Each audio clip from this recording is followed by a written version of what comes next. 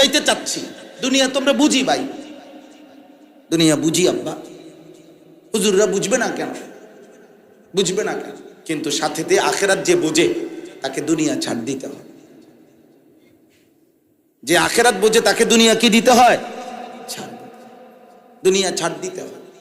আপনি দুনিয়াও পুরা নিবেন, আখেরাতও পুরা নিবেন, কেমনে হবে? কেমনে হবে? আমরা দেশে কয় না যে দুই না হয় কেমনে ফাও দিয়া, দুই না ফাও দিলে তো হইতো না। আখেরাত নিতে হইলে দুনিয়া ছাড়তে হবে। প্রয়োজনটুকু আল্লাহ পূরণ করবেই, আল্লাহর ওয়াদা আছে দুনিয়া, কিন্তু পূর্ণাঙ্গ।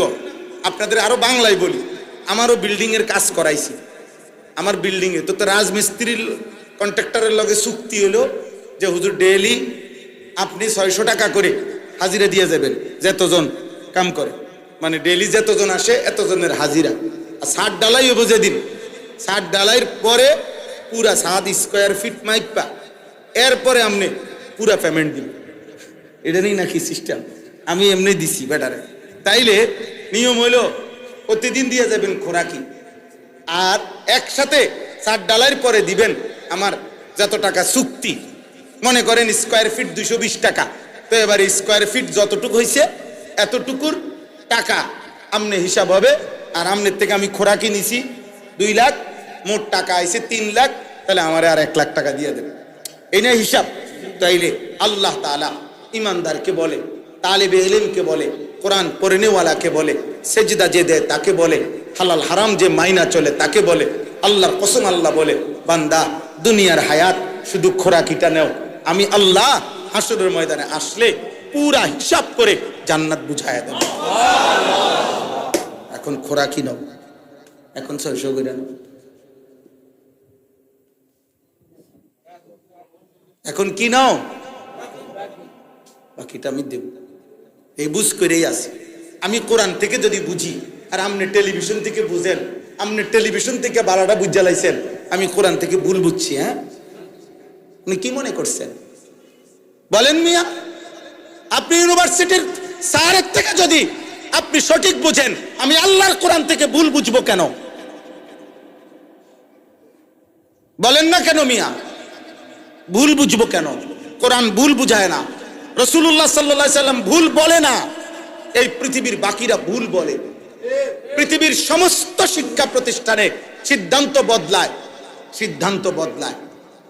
বিজ্ঞানের সমস্ত গবেষণা, বিজ্ঞানের আমিও ছাত্র, আমিও সায়েন্স বিজ্ঞান বিভাগ থেকেই দাখিল পাশ করছি। বিজ্ঞানের শেষ কথা কি? বিজ্ঞানের শেষ কথা হলো বিজ্ঞানে কোনো শেষ নাই। শেষ যদি হয় প্রযুক্তির কোনো আধুনিকতা, যদি গবেষণা থেমে যায় তাইলে বিজ্ঞান থেমে যাবে, শেষ কথা নাই। 4G 5G হবে, 5G 6G হবে, আরো গতি বাড়বে, আরো বাড়বে, আরো বাড়বে, আপডেট ভার্সন আসবে, আরো আসবে, আরো আসবে, আরো আসবে। তাহলে বিজ্ঞান বদলায়, কোরআন বদলায়, মানুষের জ্ঞান বদলায়। ম্যালথাসের থিওরি এখন ভুল থিওরি, পপুলেশন থিওরি একটি ভুল থিওরি। জনসংখ্যা পৃথিবীর কোনো দেশে সমস্যা না, বরং অসৎ চরিত্রহীন দুর্নীতিবাজ লম্পট এরা হলো পৃথিবীতে সমস্যা।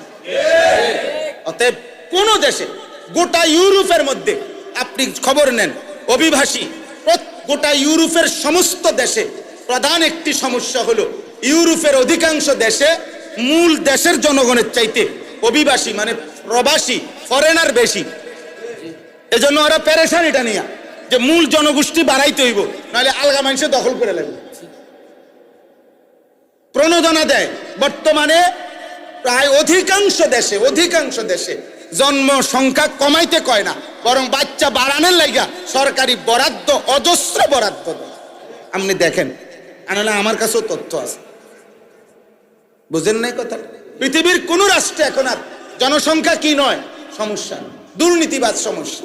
আমি তো এই জন্য অনেকদিন আগে থেকে প্রস্তাব দিছি যে মহিলারে বড়ি না খাবাইয়া এই সুদখোর ঘুষখোর যেগুলা হারামখোর, এগুলারে 30 দিনে 30টা বড়ি খাবান দরকার।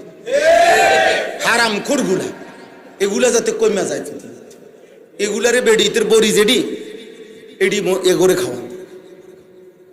মায়ের কোলের ছোট্ট বাচ্চা, ওই পৃথিবীর কোনো কি না মাসুম বাচ্চা, এমন একটা ছোট বাচ্চা, কোলের একটা বাচ্চা যখন হাসে, খোদার কসম বাচ্চা যখন হাসে তো গোটা পৃথিবী হাসে। ওই পৃথিবীর বোঝা হবে কেন? ওই সমস্যা হবে কেন? সমস্যা তো হবে সুরে না, কথা বলেন না? সমস্যা তো সুর, মদখোর, নেশাখোর, গাঁজাখোর, ফুট্টাখোর, বাবাখোর, ডাইলখোর, ইয়াবাখোর, এগুলা না সমস্যা সমাধান, এগুলার না বড়ি খাবার দরকার। সমস্যা এরা না, ছোট্ট মাসুম বাচ্চা, কোলের বাচ্চা সমস্যা পৃথিবীতে। আল্লাহ আমাদেরকে হেফাজত করেন। অতএব দয়া করে আপনাদের কাছে এই আয়াতের তর্জমা শুনে শেষ আমার কথা। আপনারা মেহেরবানি করে ছেলেরা, ভাই তোমাদের কাছে আমার অনুরোধ, একটা পৃথিবীর যে কোনো বিবেকবান আব্বা একটা ছেলে হলো বুঝছো যে আত্মপরিচয় ভুলে গেলে তার দাম একটা পিঁপড়ার কাছেও, একটা মশামাছির কাছেও আত্মপরিচয়হীন ব্যক্তির মূল্য থাকে না। আত্মপরিচয় ভুলে যাওয়া কাপুরুষতা। এই জন্য আমার চুল থেকে পায়ের নখ, আমি মুসলমান, আমি মুসলমান। ইসলামে সবকিছু গুরুত্বপূর্ণ। ইসলামে সেজদা যেমন গুরুত্বপূর্ণ, ইসলামে পোশাকও তেমন গুরুত্বপূর্ণ। চুল, চেহারা, লেবাস এটাও গুরুত্বপূর্ণ, সব গুরুত্বপূর্ণ। আমি এই গত জুমায় আমার মসজিদে বলছি, জুম্মার বয়ান, যদি কেউ মনে করেন যে পোশাক একটা সাধারণ বিষয়, এটার মধ্যে ইসলামে এটা নিয়ে এত টানাটানি করেন কেন, তাহলে আপনারা বলেন তো, যদি এটা একটা সাধারণ বিষয় হয় তাহলে আমাদের নবী সাল্লাল্লাহু আলাইহি সাল্লাম বহু হাদিসে, বিশ্বাস করেন বুখারী মুসলিম সহ সমস্ত হাদিসের কিতাবে আছে, নবী সাল্লাল্লাহু আলাইহি সাল্লাম বলেন পায়ের টাকনুর নিচে যেই কাপড়, প্যান্ট, জামা, আর প্যান্ট, এরপরে লুঙ্গি, পায়জামা, টাকনুর নিচে যদি পুরুষের থাকে, আল্লাহ নবী সাল্লাল্লাহু আলাইহি সাল্লাম স্পষ্ট বিশুদ্ধ হাদিসে বলছেন ওই অংশ জাহান্নামে যাবে, জাহান্নামে যাবে, জাহান্নামে যাবে। নবীজি বলছেন তিনটা জিনিস, টাকনুর নিচে যার কাপড় থাকে কিয়ামতের দিন আল্লাহ তাআলা তার দিকে তাকাবে না, তাকে পবিত্র করবে না, তাকে জাহান্নাম থেকে মুক্তি দেবে না, খোদার কসম। লা ইয়ানজুরুল্লাহু ইলাইহি ওয়া লা ইউযাক্কিহি, আল্লাহ তাকে পবিত্র করবে না, তাকাবেও না, তারে জাহান্নাম থেকে মুক্তিও দিবে না। এখন প্রশ্ন হইল, এই টাকনুর নিচে, ফ্যানটা টাকনুর নিচে, অথবা লুঙ্গিটা, অথবা পায়জামাটা, এটা তো মারাত্মক কিতা, কথাটা বুঝেন না? এটা একটা সাধারণ বিষয় ধরেন না আপনি, যে এটা তলে গেছে আরে এটা লয়ে কাম না এরকম শুরু করছে। নবীরে বলেন, বুঝেন নাই আমার কথাটা? আপনি রাসূলুল্লাহ সাল্লাল্লাহু আলাইহি সাল্লামকে বলেন তাইলে যে আপনি এটা লয়ে এরকম শুরু করলেন না, এটা এতবার কোন কেন? এটা সাধারণ বিষয় কই, এটা এটা টাকনুর নিচে কাপড়, এটা যাইলে না যাইলে এটা লইয়া এত টেনশন কি? বেড়া 3 লাখ টাকা পর্যন্ত দান করে লাইছে, এত বড় মসজিদ করে দিছে, আমনে বইয়া রয়েছেন বেড়ার টাকনুর নিচের ফ্যান লইয়া। বলেন এটা এতবার বললো কেন, এত গুরুত্ব দিলেন কেন? তাহলে ইসলামের মধ্যে পোশাকের গুরুত্ব আছে কিনা? তা নাহলে এটা কি?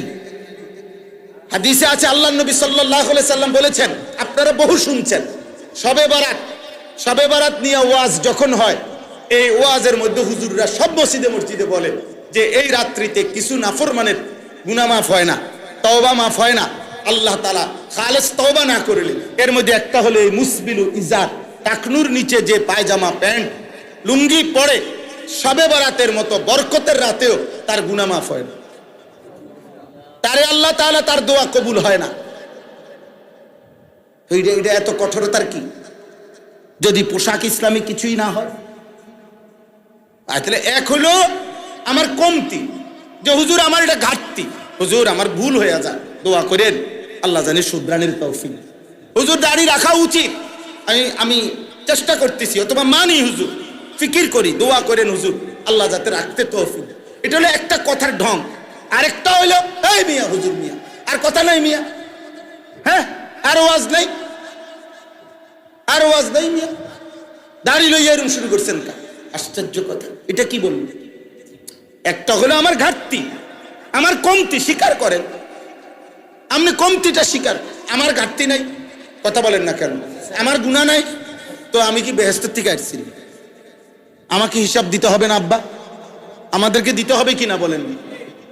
তাইলে আপনাদের কাছে অনুরোধ, এইখানে আমি এটাই বলতেছি যে রাসূলুল্লাহ সাল্লাল্লাহু আলাইহি ওয়াসাল্লাম মক্কার জীবনে, এবার শুনেন, শুধু তর্জমা শুনেন, বুঝবেন অল্প একটু। 3টা আয়াত আমি পড়ছি, 12 নম্বর পারা, 11 নম্বর সূরা, সূরা হুদ। এই সূরার 3টি আয়াত, 12, 13, 14, এই 3টা আয়াতের এখন শুধু তর্জমা বলতেছি, তাইলে আমার কথা শেষ। আমাদের নবী সাল্লাল্লাহু আলাইহি সাল্লাম মক্কার জমিনে যখন কালেমার দাওয়াত দিতেন, দিবা নিশি বলতেন, তো মক্কার কুরাইশ কাফেররা নানাভাবে বিরোধিতা করত।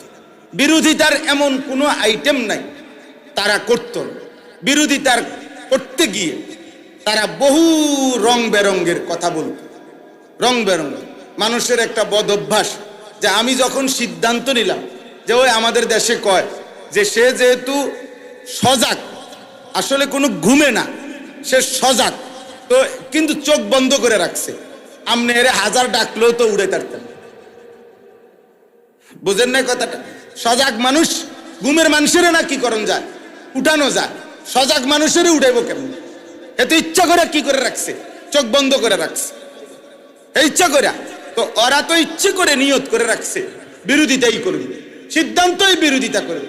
এখন যেটাই বলে, যেমনেই বলে নবীজি, ওরা শুধু বিরোধিতা করে। তো এক পর্যায়ে মক্কার কিছু কুরাইশ নবী সাল্লাল্লাহু আলাইহি সাল্লামকে বলতে লাগলো, মুহাম্মদ 2টা কথা। 1 নাম্বার বলল যে মুহাম্মদ, যদি তোমার কাছে অজস্র ধনভাণ্ডার থাকতো, আমাদেরকে তুমি যেই কোনো প্রয়োজনে হিউজ পরিমাণ, প্রচুর পরিমাণ যদি সম্পদ দিতে পারতা, তোমার কাছে যদি অনেক সম্পদ থাকতো, তাইলে আমরা তোমাকে মানতাম, তাইলে তুমি বুঝতাম বড় পয়সাওয়ালা, বড় নেতৃস্থানীয় ব্যক্তি। তোমার কাছে এটা নাই, তোমার নিজেরই পেট চলে না, তুমি আমগরে গীতা দিবা, নাউজুবিল্লাহ। 2 নাম্বার, দ্বিতীয় প্রস্তাব, যে যদি তোমার সাথে সরাসরি প্রকাশ্যে মানুষের আকৃতিতে হোক, যেমনি হোক, যদি একজন ফেরেশতা থাকতো, যে তুমি বলার সাথে সাথে ফেরেশতাও বলতেছে প্রকাশ্যে আমাদের সামনে যে ইনি আল্লাহর নবী, তোমরা তার কথা মানো, তাইলে আমরা মানতাম। তুমি এরকম একজন ডাইরেক্ট ফেরেশতা না। এই 2। 3 নাম্বার, তোমার এই কোরআন, যেই কোরআন তুমি আমাদের সামনে পেশ করতেছ, এই কোরআনের মধ্যে আমাদের মূর্তির, আমাদের দেবতার বিরোধিতা কথা আছে। তাইলে তুমি এইটা বাদ দিয়া আমাদের দেবতার বিরুদ্ধে কোনো কথা নাই এরকম একটা কোরআন শরীফ আনো, বা অন্য কিছু একটা আনো। এটার মধ্যে সমস্যা আছে, এটার মধ্যে অসুবিধা এখানে আছে। কোরআন শরীফের জায়গায় যায় লা আ'বুদু মা তা'বুদুন, আছে না, কুল ইয়া আইয়ুহাল কাফিরুন, সূরা হজ্জের মধ্যে আছে। একটা সুন্দর একটা উদাহরণ দেই, আপনি বুঝবেন। কোরআনুল কারীমে আল্লাহ তাআলা একটা সূরার মধ্যে, হজ্জ, এই সূরার শেষে আছে, আল্লাহ বলছে তোমরা যারা মূর্তির পূজা করো, দেবতার পূজা করো, তো আল্লাহ বলেন আমি তোমাদেরকে 2টা জিনিস তোমাদের কাছে জানতে চাই। আল্লাহ বলছে, হে মানুষ, 1 নাম্বার হলো তোমরা যতগুলো দেবতার পূজা করো তাদেরকে নিঃসন্দেহে তোমরা শক্তিধর মনে করো, তোমার চাইতে ক্ষমতাধর সে, তার কাছে কিছু দেওয়ার মতো তোমার জন্য আছে ক্ষমতা, এটা তুমি মনেই করো, এই জন্যই তো তুমি তারে দেবতা মনে করো।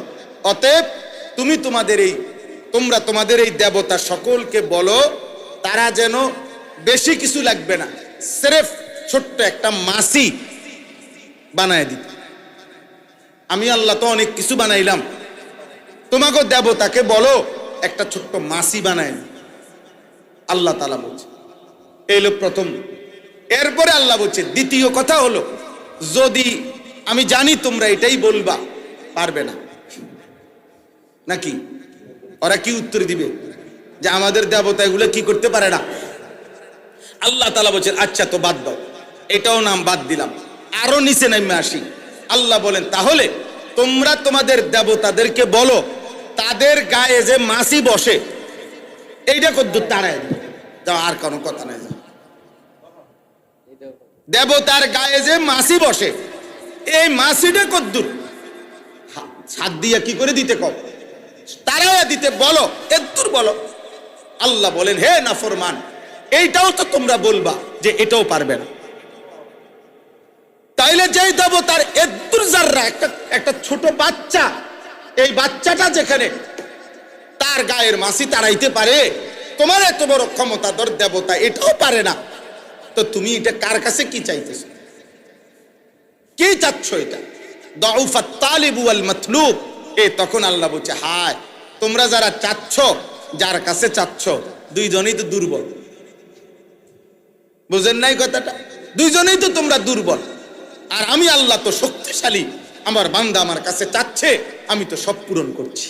সুবহানাল্লাহ, সুবহানাল্লাহ। এই তো বলার উদ্দেশ্য হলো, এরকম অনেক কথা আছে কোরআনে।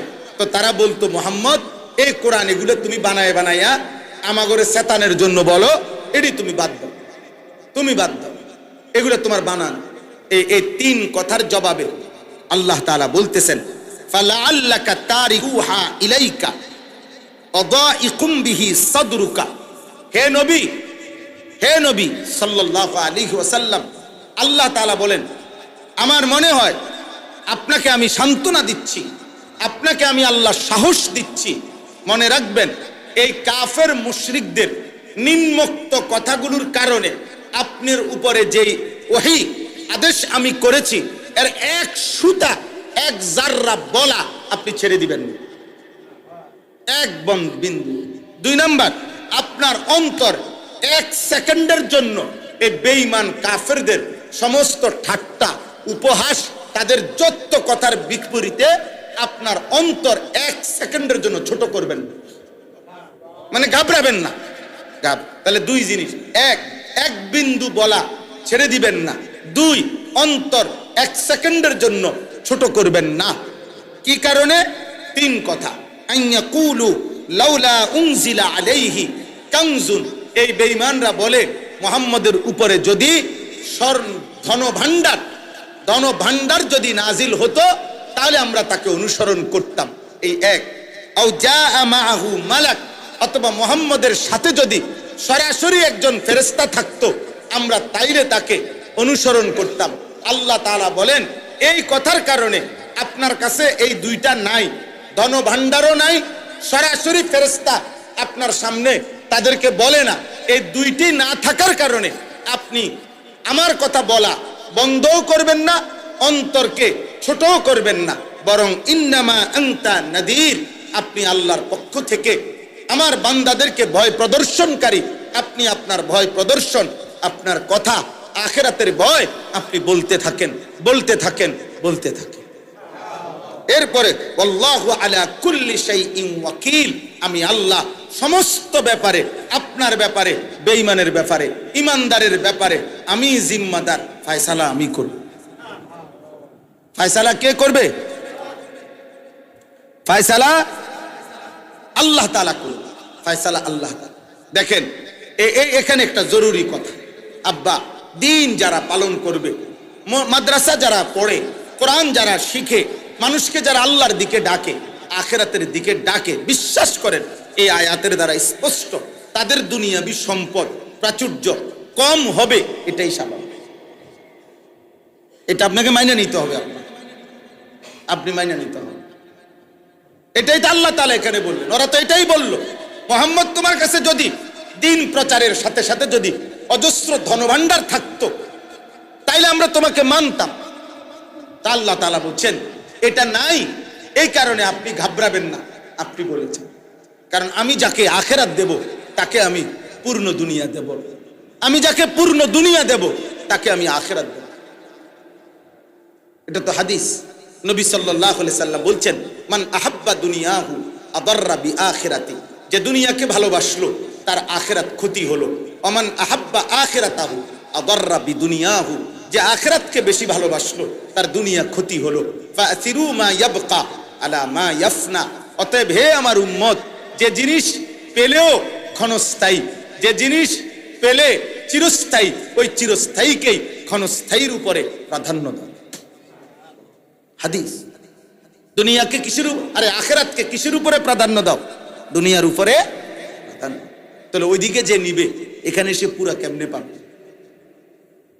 ওইখানে হযরত ওমর রাদিয়াল্লাহু তাআলা আনহু হাদিসের মধ্যে আছে, একদিন নবীজির কামরায় ঢুইকা দেখছে নবীর ঘরে চারটা জিনিস। একটা চাটাই যেটার মধ্যে তিনি শুয়ে আছেন, একটা তোষক, একটা চাদর, কিচ্ছু নেই, শুধু চাটাই। দুই, খেজুরের ছালে ভরা একটি ছোট্ট বালিশ মাথায়।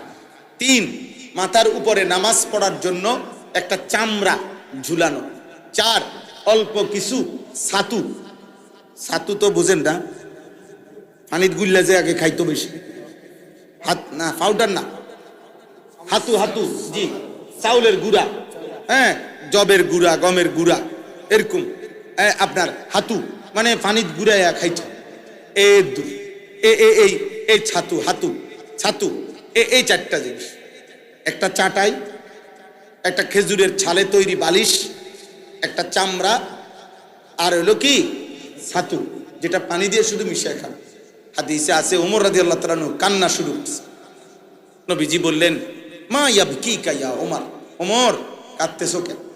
হযরত ওমর বললেন, ইয়া রাসূলুল্লাহ লিমা লা আবকি, আমি কেন কাঁদবো না? কাঁদবো না কেন? আপনার এই দৃশ্য, আপনার ঘরের এই দৃশ্য। এই তখন বলছে, আনতা সাইয়্যিদুর রুসুল, আপনি সমস্ত রাসূলের সর্দার। আনতা সফওয়াতুর রুসুল, আপনি সমস্ত নবীদের সারাংশ। আপনি আল্লাহর হাবিব, আপনি মাহবুব, আপনি রবের কলিজার টুকরা। আপনাকে ভালোবেসে আল্লাহ গোটা কায়নাত সাজাইছেন। এত ভালোবাসা, এত মায়া, এত আদর, এত সোহাগ যে বন্ধুর জন্য সেই আল্লাহ আপনাকে এই অবস্থায় রাখছেন। আর জালেম আর পাপী নাফরমান বাদশারা ওইখানে আছে, তিনি বলছেন রেশমি পোশাক পরে রেশমি বিছানায় ঘুমায়, আর আপনার এই হালাত। তখন নবীজি একটা বাক্য বলছে, আমা তারদা আন তাকুনা লানাল আখিরা ওয়া লাহুমুদ দুনিয়া। আল্লাহর কসম, নবী বলে, ওমর তুমি কি এই কথার উপরে খুশি হবে না যে আমরা আখিরাত থেকে নেব, ওরা দুনিয়া থেকে নেয়? হযরত ওমর রাদিয়াল্লাহু তাআলা চোখের পানি মুছে বললেন, ওয়াল্লাহি ইন্নী লা রাদিন ইয়া রাসূলুল্লাহ, আল্লাহর কসম ইয়া রাসূলুল্লাহ, তাইলে আমি রাজি, আমি আখিরাতই নেব, দুনিয়া লাগবে না। প্রিয় ভাই আমার, আমরাও আলহামদুলিল্লাহ আপনাদের কাছে বোঝার জন্য বলতেছি, আপনারা অনেক মনোযোগ দিছেন, আপনাদেরকে ধন্যবাদ। আমরাও বোঝাপড়া করেই পড়ালেখা করতেছি, আমরাও 2-4 কলম পড়ছি। আল্লাহ দুনিয়া আমরাও কম বেশ বুঝি, পয়সা রোজগার আমরাও বুঝি, আমরাও পড়ালেখা করছি। হ্যাঁ, সরকারি আলিয়া মাদ্রাসা থেকে কামিল টাইটেল পাস করছি, কওমি মাদ্রাসা থেকে দাওরায়ে হাদিস পাস করছি, কুমিল্লা ভিক্টোরিয়া কলেজ থেকে মাস্টার্স পাস করছি। 1998 সালে এসএসসি দাখিলে সমগ্র বাংলাদেশে ফার্স্ট হয়েছে, 1 নম্বর। জি জি, ইংলিশের উপরে স্পিকিং কোর্স করে ওই ঢাকায় বাংলা সেরা ছাত্রের পুরস্কার পাইছে। কাগজপত্র আছে আমার কাছে, লাগলে দেখাম। হ্যাঁ, চাঁদের দেশ থেকে আসি নাই, মাটির তলের থেকে বাইরেছি। বলার উদ্দেশ্য হলো এটা আপনার কাছে, আপনাকে এলাকায় ফোলা বিয়ে করামু এই জন্য বলছি, এটা না, এটা অহংকার না, বুঝাইতে চাচ্ছি। দুনিয়া তোমরা বুঝি ভাই, দুনিয়া বুঝি আব্বা, হুজুররা বুঝবে না কেন? বুঝবে না কেন? কিন্তু সাথে আখেরাত যে বোঝে তাকে দুনিয়া ছাড় দিতে হয়। যে আখেরাত বোঝে তাকে দুনিয়া কি দিতে হয়? ছাড়, দুনিয়া ছাড় দিতে হয়। আপনি দুনিয়াও পুরা নিবেন, আখেরাতও পুরা নিবেন, কেমনে হবে? কেমনে হবে? আমরা দেশে কয় না যে 2 না হয় কেমনে ফাও দিয়া, 2 না ফাও দিলে তো হইতো না। আখেরাত নিতে হইলে দুনিয়া ছাড়তে হবে, প্রয়োজনটুকু আল্লাহ পূরণ করবেই, আল্লাহর ওয়াদা আছে দুনিয়া, কিন্তু পূর্ণাঙ্গ।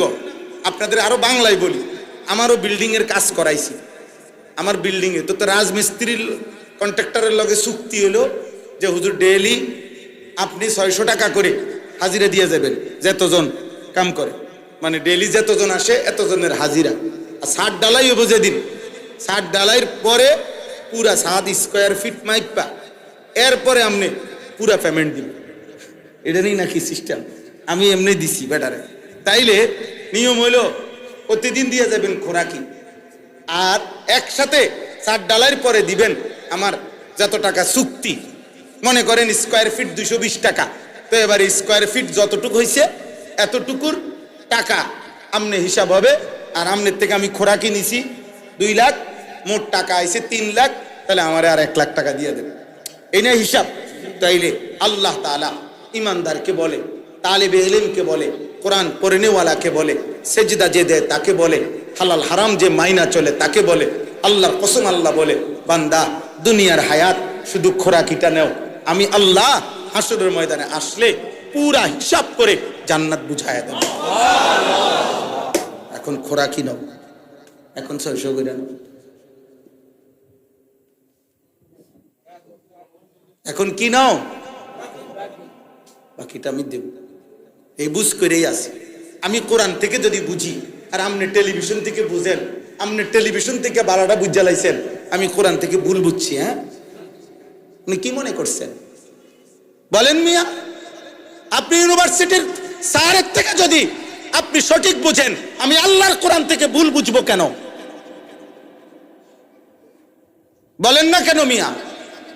ভুল বুঝবো কেন? কোরআন ভুল বুঝায় না, রাসূলুল্লাহ সাল্লাল্লাহু আলাইহি সাল্লাম ভুল বলে না, এই পৃথিবীর বাকিরা ভুল বলে। পৃথিবীর সমস্ত শিক্ষা প্রতিষ্ঠানে সিদ্ধান্ত বদলায়, সিদ্ধান্ত বদলায়। বিজ্ঞানের সমস্ত গবেষণা, বিজ্ঞানের আমিও ছাত্র, আমিও সায়েন্স বিজ্ঞান বিভাগ থেকেই দাখিল পাশ করছি। বিজ্ঞানের শেষ কথা কি? বিজ্ঞানের শেষ কথা হলো বিজ্ঞানে কোনো শেষ নাই। শেষ যদি হয়, প্রযুক্তির কোনো আধুনিকতা যদি গবেষণা থেমে যায়, তাইলে বিজ্ঞান থেমে যাবে, শেষ কথা নাই। 4G 5G হবে, 5G 6G হবে, আরো গতি বাড়বে, আরো বাড়বে, আরো বাড়বে, আপডেট ভার্সন আসবে, আরো আসবে, আরো আসবে, আরো আসবে। তাহলে বিজ্ঞান বদলায়, কোরআন বদলায়।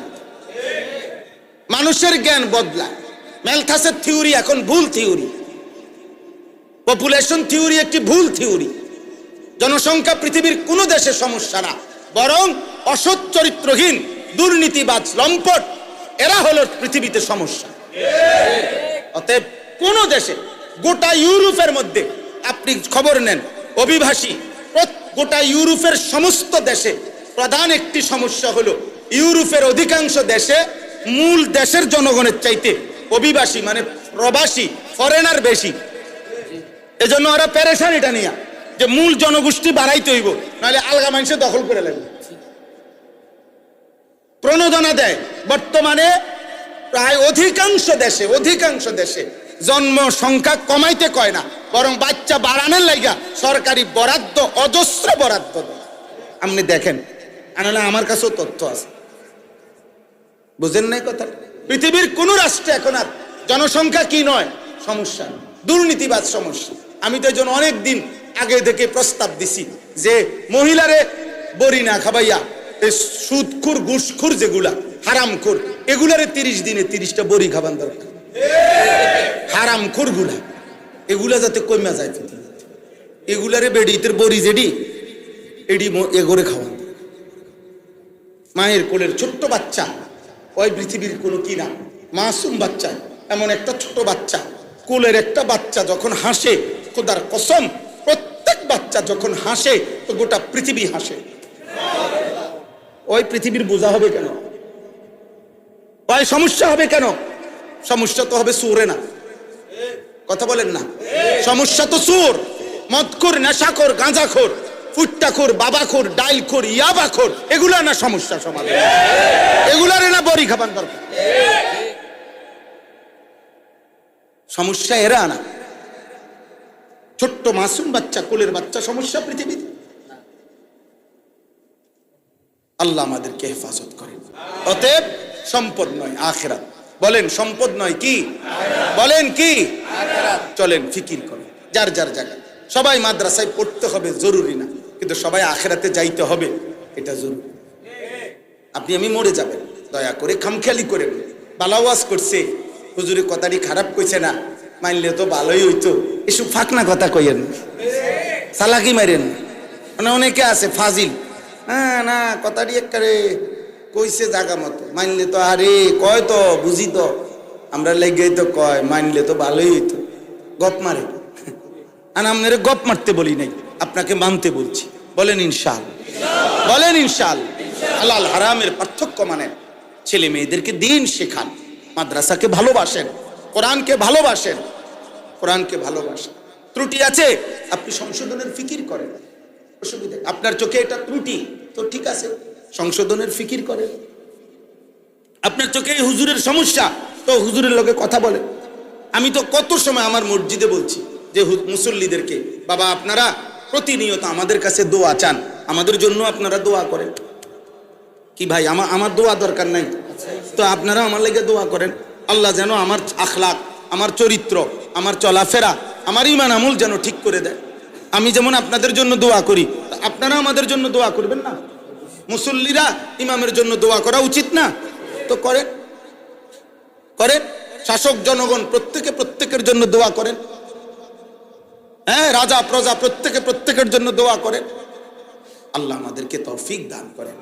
শেষ কথা হলো, আম ইয়াকুলুনা ইফতারাহু কুল ফাতু বিআশরি সুওয়ারিম মিসলিহি মুফতারায়াত। আল্লাহ বলেন, বন্ধু আমি শুনতেছি এই বেঈমানরা বলে আপনি নাকি কোরআন বানাইছেন। তো ঠিক আছে, তাদেরকে বলেন 114টি সূরা লাগবে না, পুরা কোরআন থেকে তারাও বানাইয়া 10টি সূরা বানিয়ে দেয়। আদউ মান ইসতাতা'তুম মিন দুনিল্লাহি ইন কুনতুম সাদিকিন। যদি তারা সত্যবাদী হয়, তারা তাদের এই 10টি সূরা বানাবার জন্য পৃথিবীর তাবৎ বেঈমান একত্র করে নেয়, সবাইকে একসাথ করে তারাও 10টা সূরা বানাক, দেখেন পারে কিনা। ফা ইন লাম ইস্তাজিবু লাকুম, যদি তারা আপনার আহ্বানে সাড়া না দেয়, মানে পারবে না এই কথা যদি বলে দেয়, তো ফা'লামু আন্নামা উনজিলা বিইলমিল্লাহ, তাহলে এটাই জেনে নেন যে এই কোরআন মহান আল্লাহ তাআলার আসমানি ইলম থেকেই নাজিল হয়েছে। কোরআন কোত্থেকে নাজিল হয়েছে? আসমান, রবের ইলম থেকে, আল্লাহ তাআলার ইলম থেকে। আলিম যিনি কোরআন নাজিল করেছেন, যিনি আলিম, হুয়াস সামিউল আলিম, হুয়াল আলিমুল খবীর, হুয়াল আলিমুল কাদির, ওয়ালা ইউহিতুনা বিশাইইন মিন ইলমিহি। এই সেই আলিম।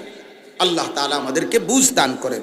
ওয়া আন লা ইলাহা ইল্লা হুয়া ফাহাল আনতুম মুসলিমুন, এবং এ কথাও জেনে নেন আল্লাহ ছাড়া আর কোনো ইলাহ নাই, এবং সকলকে জিজ্ঞেস করেন যে ব্যর্থ হওয়ার পরেও, অপারগতা স্বীকার করার পরেও আল্লাহর আনুগত্য করবে না? কোরআনের সামনে ব্যর্থই তো হইলা, কোরআনের সমকক্ষ। এখানে লম্বা সময় নাই, যেকে বললাম না, মানে 3টা জিনিস আল্লাহ কমাই নাই না বলছে কোরআন শরীফে। 1 নাম্বার বলছে সেম কোরআন আরেকটা বানাও। কিছুদিন পরে আল্লাহ বলছে আচ্ছা বাদ দাও, শুধু 10টা সূরা বানাও। কিছুদিন পরে আল্লাহ তাআলা বলছে এটাও বাদ দাও, ফাতু বিসূরাতিম মিন মিসলি, একটা সূরা শুধু, ইন্না আতাইনাকাল কাউসার, এটার সমপরিমাণ, ছোট্ট 3 আয়াত সমপরিমাণ একটি সূরা। 3 বারই বেঈমানরা কি হয়েছে? ব্যর্থ হয়েছে 3 বারই ব্যর্থ। অতএব আল্লাহ তাআলা বললেন ফাহাল আনতুম মুসলিমুন, প্রতিবারই তো কোরআনের সামনে ব্যর্থ হইলাম, তবুও কি আল্লাহর আনুগত্য করবে না? সুবহানাল্লাহ। মালিকের বলার ঢং কি সুন্দর। আল্লাহ বলে বান্দা পারলা তো না, তা এখন মেনে নাও, আমাকেই মেনে নাও, আমার কথা মেনে নাও। চলেন আমরা ফিকির করি। এই মাদ্রাসাটা আলহামদুলিল্লাহ আপনাদের ভালোবাসা নিয়ে আমি এই প্রথমেই আসতে শুনছি, অনেক ফিকির করে কষ্ট করে মাদ্রাসা চালু রাখা হয়েছে। আপনারা প্রত্যেকেই মাদ্রাসাকে ভালোবাসবেন, বলেন ইনশাআল্লাহ, বলেন ইনশাআল্লাহ, বলেন ইনশাআল্লাহ। মাদ্রাসা 3টি জিনিস চায়। 1 নাম্বার দোয়া, 2 নাম্বার আতফাল সন্তান, 3 নাম্বার আমওয়াল দান সাদাকা। এই 3টি জিনিস মাদ্রাসা চায়। আমার শায়েখ আল্লামা মুফতি মুশতাকুর নবী সাহেব বলে, কেউ যদি মাদ্রাসার জন্য এই 3টি জিনিস দিয়ে সহযোগিতা করে, 1 নাম্বার দোয়া করে, আল্লাহ যেই করুক, আপনার কোরআনের ঘর হইছে, আপনার বন্ধুর সুন্নাতের ঘর হইছে, আল্লাহ আপনি কবুল করে নেন। আপনার এই কথা বলতে অসুবিধা আছে কোনো? তো আপনি এটা বলবেন না, দেখুন তো অমুকের ফুতে হুমুকে দিছে মাদার, কত মাতবর দেখছি, কয়দিন টিকছে, মনে করুন 3 দিন টিকছে, তো 3 দিনের সওয়াব নাই, তো 3 দিনের সওয়াব অসুবিধা কি? আরে 3 দিনের সওয়াব আসেনি, তো 3 দিনের সওয়াব, আপনার অসুবিধা কি? বুঝেন না আপনি কথা? দেখবো তো আপনি কতক্ষণ টিকবেন। হ্যাঁ, তো আমি 3 ঘন্টা টিকছি আর কি, তো 3 ঘন্টার নেকি নাই? তাহলে আপনি 3 ঘন্টার নেকি হাসরের ময়দানে যদি আল্লাহ তাআলা বলে, বান্দা ঠিক আছে 3 ঘন্টার এই নেকির বরকতে তোর জাহান্নাম থেকে মুক্তি দিয়ে জান্নাত দিয়ে দিলাম, তখন আপনি কি করবেন? আমার কথা কয় না? তখন আপনি কি করবেন? আপনি তখন আফসোস করবেন না? ইন্না লিল্লাহ, এইভাবে দরা খামো তো বুঝছি না কথাটা। আরে কিও কয়, আল্লাহ দি কয় হেরে মাফ করে দিছে বলে। এজন্য আমি সব বহু মাদ্রাসা, আজকে তো আলহামদুলিল্লাহ আল্লাহর দয়ায় 22 বছর এই ওয়াজের জিন্দেগি, আলহামদুলিল্লাহ কত শত শত মাদ্রাসায় জীবনে গেলাম। আমার কথা একটাই, যে যেটা যতক্ষণ টিকছে, আমার যদি ইখলাস থাকে, আল্লাহর জন্য করে থাকি, তাইলে ওই এতদিনের নেকি, এতক্ষণের নেকি, এটা কি মুছে যাবে? তো আমার নেকি না দরকার, আমার আখিরাতে না দরকার, আমার তো ইলেকশন দরকার না। আল্লাহ তৌফিক দান করে। এই জন্য মাদ্রাসার জন্য দোয়া করবেন, মাদ্রাসায় আপনাদের সন্তানদেরকে পড়তে দিবেন। মুসলমানের সন্তান দিন শেখানো দরকার। আব্বা দিন শিখে, 3 জনে 1 জন না। আমি সব সময় বলি, একটা ছেলে হলেও মাদ্রাসায় দেন, একটা মেয়ে হলেও মাদ্রাসায় দেন। এই কথা বলা জায়েজ না, এই কথা বলার কোনো জায়েজ না, অনুমতি নেই। আপনি এটা কোন হিসেবে বলছেন? নবীজি সাল্লাল্লাহু আলাইহি সাল্লাম বলছেন, তালাবুল ইলমি ফরিদাতুন আলা কুল্লি মুসলিম। সমস্ত মুসলমানের উপরে পুরুষ নারী দিন শেখা ফরজ। আপনি 3 জনে 1 জন বানাইলেন কোন হিসাবে? বুঝেন নাই? আপনি এটা করতে কানছেন? আপনি 4 জনে 1 জন, আপনি এটা কম? আপনি কি ভিক্ষা দিতেছেন নাকি? আখিরাত কি আপনার কাছে ভিক্ষা চাইছে কেউ? তাই আপনি কি বললেন? হুজুর দিছি আপনাকে কথা মতো একটা ফুতের মাদ্রাসা দিছি, বেহেশতের একটা লাইন করছে, আর হেইতে হেইতে সংবম হুজুর, আরেকতে সংবম। এটি বুঝি কথা না, বরঞ্চ মুসলমান যতজন দিন শিখবে কি, আর কেউ দিন শিখলে, কোরআন শিখলে, হাদিস শিখলে, সুন্নাহ শিখলে, নামাজ শিখলে, উপার্জন করা, কামাই করা, বিদেশ যাওয়া, অন্যান্য পেশা গ্রহণ করা হারাম। তো তার সমস্যা কি? অন্য কোনো উপার্জনের কাজ করা কি হারাম? তাহলে আর অসুবিধা কি? তাইলে সমস্যা কোথায়? অতএব দিন শিখবে কয়জন? 4 জনে 1 জন। 3 জনে কয়জন? 3 জনে কয়জন? 3 জন। 3 জনে কয়জন? যতজন ততজন। আল্লাহ তৌফিক দান করেন। কিছু কিছু দান সাদাকা করুন, দান সাদাকা, নাম দরকার নেই, সুযোগ থাকলে নাম বলুক, না বলুক, মনে রাখুক, মনে না রাখুক, আপনার কথা। দিছি হুজুর, আমরাও কথা মতো 3 বারে 300 করে 900 টাকা দিছি। সেনেও নাই কত দিছি, কিতা চিনতো আপনারে? মাথা আপনারে আলগি দিয়া সাদের উপর বান্ধা থইতো নাকি? তো কি চিনতো? কি আপনাকে কি চিনতো? আপনার নামে মাইকিং করতো? মাইকিং করলে তো 300 টাকা খরচ হয়ে যাবে। তাহলে এটা কোনো কথা? বুঝেন নাই আমার কথাটা? কেউ মনে না রাখুক, কিন্তু আরশের গায়ে, রবের আরশের গায়ে আপনার দান উঠবে কিনা? তো আল্লাহ তাআলা ভুলবে কখন? কথা বলেন না? অতএব আল্লাহ তো ভুলবেন, আপনার নেকি মিলবে কিনা বলেন? অতএব দান করবেন, বলেন ইনশাআল্লাহ, বলেন ইনশাআল্লাহ। মাদ্রাসার আপনার ছাত্র, মাদ্রাসার উস্তাদ, শুধু আগে আমাদের দেশে আমরাও ছোটবেলায় ছাত্র জীবন পুরাটা লজিং থাকছি, মানুষের বাড়িতে আল্লাহর বান্দারা খাওয়াইছে। আপনাদের এখানে এই প্রচলন আছে, আপনারাও সুযোগ করে মাদ্রাসার উস্তাদ, মাদ্রাসার ছাত্র নিজেদের বাড়ির থেকে মেহমানদারি করবেন। মেহমানানে রসুল মনে রাখবেন, তালেবে ইলম কোরআন পড়ে কিংবা পড়ায়, ভাইয়া বিশ্বাস করেন ওরা মেহমানে রসুল, রসুল্লাহ সাল্লাল্লাহু আলাইহি সাল্লামের মেহমান। নবী সাল্লাল্লাহু আলাইহি সাল্লাম, নবীজি স্পষ্ট হাদিসে আছে, যারা হজে উমরায় গেছেন, মসজিদে নববী, নবীজির রওজার ঠিক পিছনে আপনার একটা উঁচু জায়গা আছে, এই জায়গাটাকে বলে আসহাবে সুফফা।